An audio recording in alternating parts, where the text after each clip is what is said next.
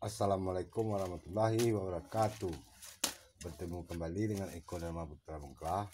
Terima kasih teman-teman yang sudah support, like, comment, dan subscribe. Lah teman-teman, pada video kali ini saya mengupdate teman-teman ya, tunas kelapa di pot bonsai teman-teman ya. Di sekitar 5 bulan lalu, beberapa bulan lalu teman-teman, judul kontennya tunas kelapa langsung di pot ceper teman-teman ya.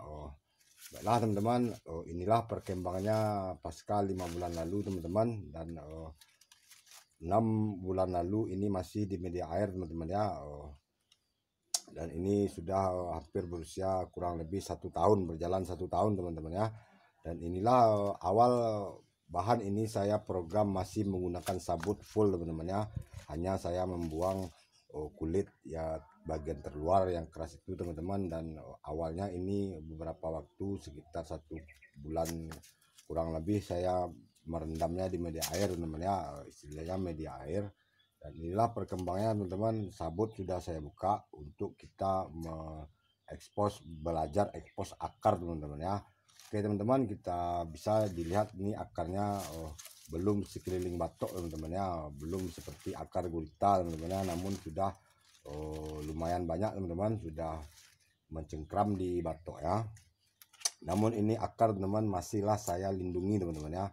Ini akar baru saya buka, penutupnya hanya dengan kain basah dan ditutupi dengan akar kadakal teman-teman ya. Untuk tips akar teman-teman, ini akar yang serabut yang tua-tua ini teman-teman barulah bisa kita buang teman-teman ya. Namun akar-akar serabut yang masih muda ini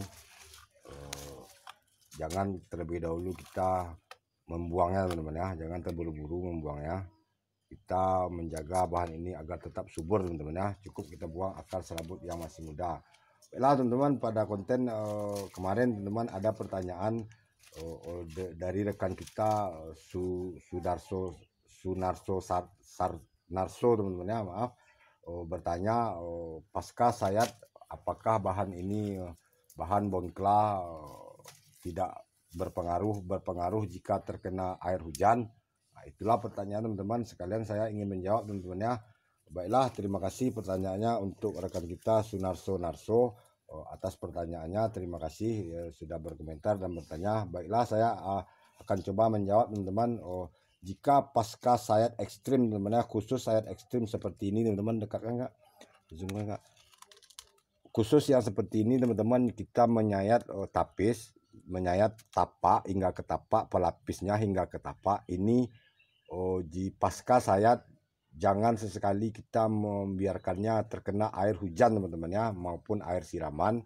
Ini akan berisiko pembusukan teman-teman, dan jika air itu menggenang, hama akan cepat datang teman-teman ya, akan lebih cepat mengundang hama.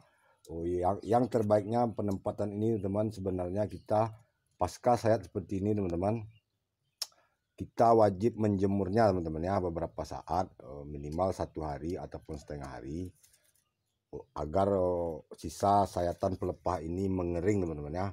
Jangan sampai dia terkena air, apalagi terkena genangan air hujan teman-teman ya. Tidak bagus teman-teman, akan berisiko teman-teman ya. Ini saya sayat sekitar 5 hari ataupun 1 minggu yang lalu. Sepertinya ada juga saya buatkan konten teman saat membuka sabut. Ini pasca 1 minggu teman, ini belum saya biarkan dia terkena hujan teman-teman ya, namun tetap saya menjemurnya. Inilah kita penempatan pasca sayat ekstrim seperti ini teman, tergantung pada penempatan teman ya. Jika dia tidak didapati oleh hama, bahan ini akan insya Allah mulus teman ya. Namun jika dihinggapi hama ataupun terkena air hujan lalu membusuk teman-teman, bahkan bisa berisiko mati teman-teman ya. Ini sedikit teman kita rapikan, ini sepertinya masih goyang teman. Ini ikatan baru saya ikat teman-teman ya. Nah ini teman kita rapikan sedikit. Namun jika tidak bisa teman, kita tunggu dia pangkal pelepah ini sedikit mengeras teman-teman ya. Patah bisa teman, untung tidak bonsainya patah. Ini sangat berisiko teman-teman ya, jika pasca sayat ekstrim kita membiarkan bahan ini terkena hujan teman-teman, akan sangat berisiko teman-teman. Untuk itu khusus untuk sayat ekstrim ini teman, pasca sayat ekstrim kita wajib menjemurnya teman-teman ya, agar sisa sayatan pelepah ini dapat mengering teman-teman ya, agar tidak terjadi pembusukan. Ada tuh beberapa bahan saya yang terjadi pembusukan, namun segera saya tangani teman-teman ya. Ini sedikit pelepahnya teman, seperti ini teman, dekatkan enggak ini ya. Ini adalah busuk teman-teman ya, busuk saat pasca saya ekstrim. Ini tidak bisa saya pindah-pindahkan karena potnya yang tertanam teman-teman ya.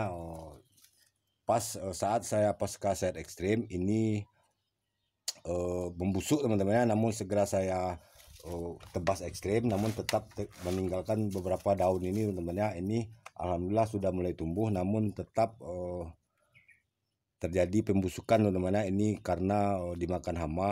Awalnya ini terkena air hujan saat pasca saya ekstrim teman-teman ya. Bahan ini tidak saya pindahkan. Kembali lagi ke sini teman-teman. Ini seperti ini teman-teman. Ini wajib kita ikat, masih kita ikat teman ya, karena ini masih terlalu lunak teman-teman. Nah, ini kita ikat teman ya. Selain menjaga penempatannya, ini juga wajib kita ikat teman ya. Jika tidak kita ikat, lalu kita tempatkan di halaman yang terkena matahari saat terjadi hujan teman, ini selain berisiko busuk, ini juga berisiko pasti patah teman ya, karena tertimpa air hujan ini pasti patah teman ya. Untuk itu pasca sayat ekstrim teman ya, khususnya sayat ekstrim, wajib kita menempatkannya di tempat yang aman teman-teman ya. Sering saya katakan pasca sayat ekstrim tergantung pada penempatannya teman-teman ya. Baiklah teman-teman, ini ada satu lagi teman-teman, gading oranye yang seumuran teman-teman ya. Seumuran ini juga ada saya buatkan konten saat membuka sabutnya teman-teman ya. Nah, inilah resiko sayat ekstrim teman-teman, ini dimakan hama saat dia masih lunak seperti ini teman-teman ya. Ini alhamdulillah hanya ada sedikit teman-teman ya, tidak terlalu banyak lecetnya.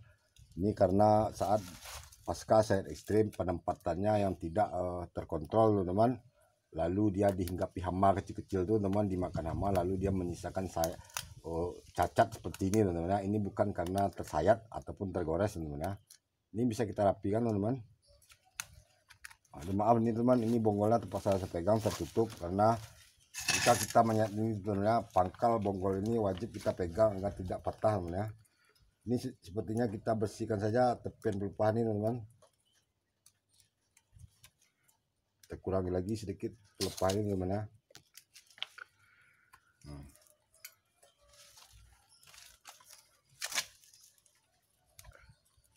Sepertinya keras teman-teman.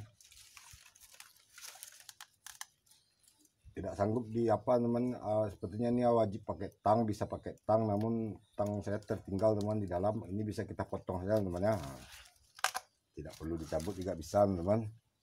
Ini lagi sedikit tepian pelepah ini teman.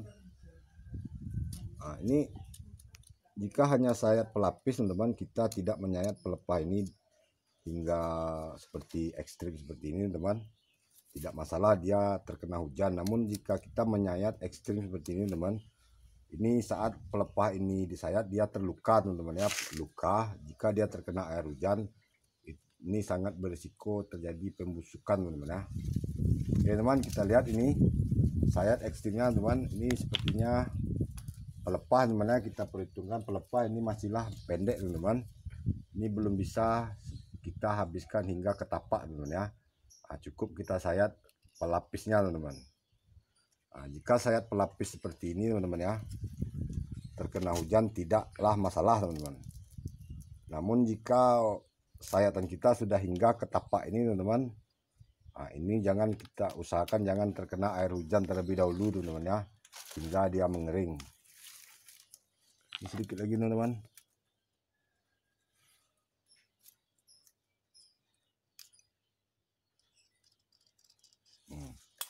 Jika hanya sayat pelapis ini teman-teman terkena air hujan, sepertinya tidak terlalu berisiko teman-teman ya. Namun diusahakan sebelum dia kering, usahakan jangan terkena air hujan terlebih dahulu teman-teman ya. Namun jika hanya ini tidak masalah terkena air hujan, karena dia tidak terjadi penggenangan air teman-teman ya. Namun usahakan juga agar tidak terkena terlebih dahulu air hujan. Ini sedikit lagi teman-teman. Alhamdulillah ini teman, ini pernah saya buatkan konten tentang bahan bonsai yang paling cepat menjadi pohon kelapa. Inilah teman-teman ya, bahannya adalah kelapa gading.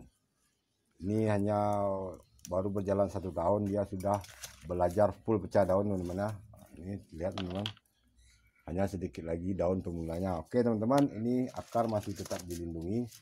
Terima kasih pertanyaannya rekan kita Sunarso Naso. Itulah jawaban menurut versi saya teman-teman ya. Terima kasih yang sudah like, komen, dan subscribe.